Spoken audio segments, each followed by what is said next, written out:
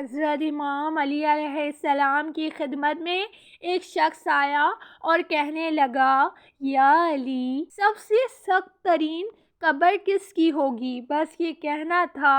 تو امام علی علیہ السلام نے فرمایا، اے شخص، یاد رکھنا، سب سے سخت عذاب قبر میں اس پہ ہوگا جو انسان خودکشی کرتا ہے۔ یاد رکھنا، خودکشی کرنا، خود کو مارنا اللہ کے نزدیک ناشکری کی انتہا ہے۔ میں نے اللہ کے رسول حضرت محمد صلی اللہ علیہ وآلہ وسلم سے سنا کہ جو انسان خود کو جس طرح سے مارتا ہے تو وہی موت اس کا عذاب بن جاتی ہے، اور وہ بار بار ویسے ہی مرتا رہتا ہے، چیختا رہتا ہے، روتا رہتا ہے، اس کو اس کی کسی بھی نیکی کا اجر نہیں ملتا۔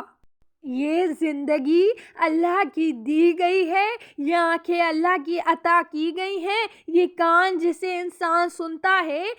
یہ زبان جس سے انسان بولتا ہے، یہ ہاتھ، یہ پاؤں مقررہ وقت تک انسان کے لیے اللہ کی نعمت قرار دیے گئے ہیں، اور یہ زندگی انسان کے لیے امتحان ہے، اور موت اس امتحان سے نجات کا نام ہے۔ اور حساب کتاب کے روز محشر جنت اور دوزخ میں تقسیم کو کہتے ہیں۔ یاد رکھنا، جس طرح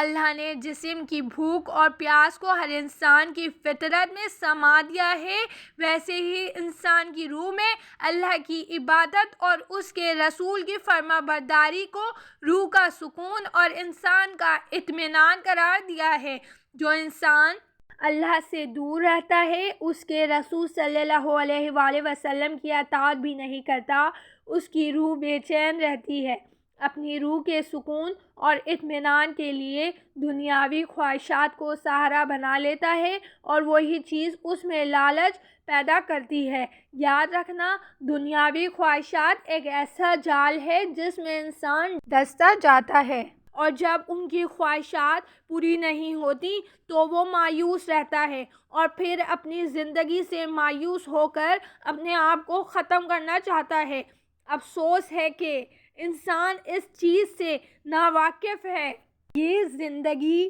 تو صرف امتحان ہے، اور ہر امتحان کا ایک عظیم اجر اللہ نے پہلے سے ہی طے کر رکھا ہے۔ انسان جتنا اپنی خواہشات کے پیچھے بھاگے گا، اتنا ہی وہ اس دنیا میں بھاگ کر باہر ہو جائے گا، اسے کبھی منزل نہیں ملے گی، کیونکہ اس دنیا کی حقیقت سوائے دھوکے کے کچھ نہیں۔ یاد رکھنا، اپنے آپ کو مارنا زندگی کے مسائل کو ختم نہیں کرتا، بلکہ انسان کی آخرت کو تباہ کر کے انسان کو ایک ایسے عذاب میں مبتلا کر دیتا ہے جو انسان کے حق کو کبھی چین نہیں دیتا۔